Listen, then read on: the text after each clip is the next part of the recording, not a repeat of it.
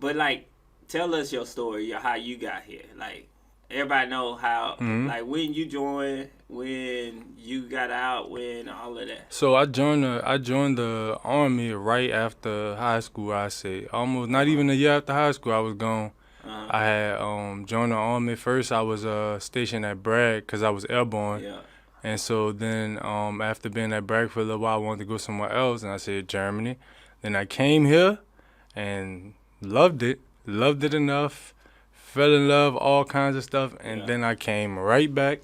I left 2018 and I got out of the army in 2018. Then I came right back over here, and then I was kind of like, it was a weird time in my life. You know, after the army, you don't really have an identity.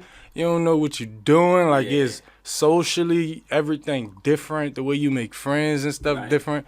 So I was like, especially when you join so young and you like, you ain't really, you know what I'm saying? I ain't lived like a normal person yet. Exactly. I hadn't had a normal life yet. So like, I was experiencing normal life, going to work, like just trying to be regular and stuff like that.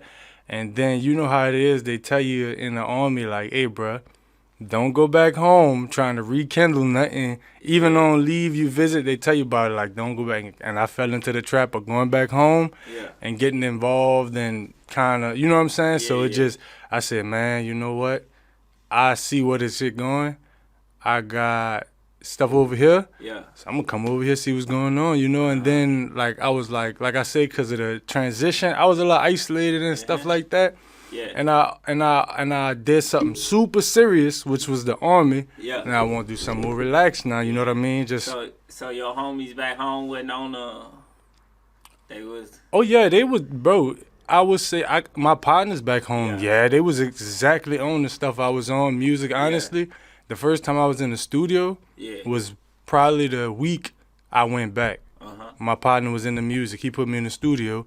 And then another dude, partner I had, we had rekindled everything, you hear me? Right. We had clicked up, and he started putting me in the studio too. And then I was seeing, like, bro, like some rappers I looked up to since a kid, do they thing behind the microphone, bro, and it wowed me. Ooh. It blew me away. Who you talking about? Huh? What's his name?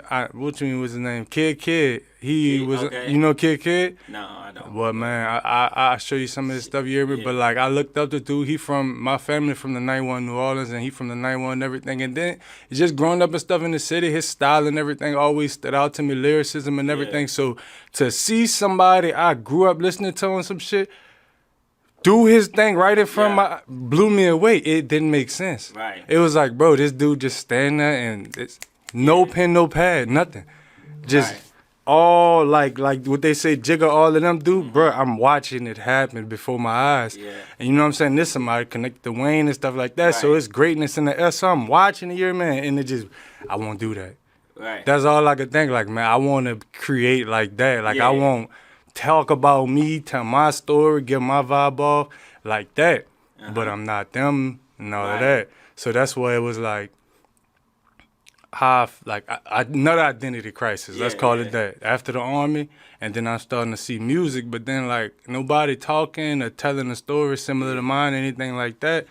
So what the fuck? What I'm supposed to do now? Yeah, because like you said, you wasn't really living your life at that age when you joined the military. You was just doing everything they told you. I was a soldier. Yeah. I was airborne. So like, I feel what you talking about when you feel like you don't know what to talk about in the motherfucker, because you like, hey, that's not even me who I was. And I was just being, you know, a soldier. Yeah, you know what I'm saying? And my life before that, it just seemed cliche to talk about that. You know what I'm saying? Because like, all right, grew up, yada, this.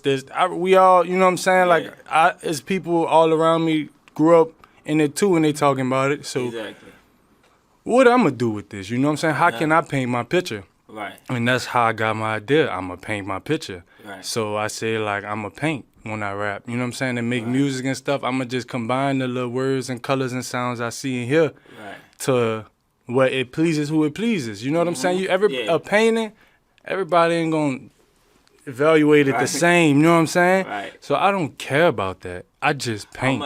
I'm going to tell y'all right now, the Mona Lisa ain't Ain't that cute. Ain't that deep. She ain't all of that. That motherfucker live. It's not even, no offense to the art or nothing, but it's all about who appreciating the story behind it. You know what I'm saying? Exactly. And that's why I do it the way I do it, because that's how I found my way. I just start being myself behind the microphone, right, cleaning it up as I go, and learning from that, brother. Exactly. And a lot of people tell me already, like, you could see in the beginning, what they saw in the beginning, that's what encouraged me to keep going, was friends and people telling me, like, man, your stuff different.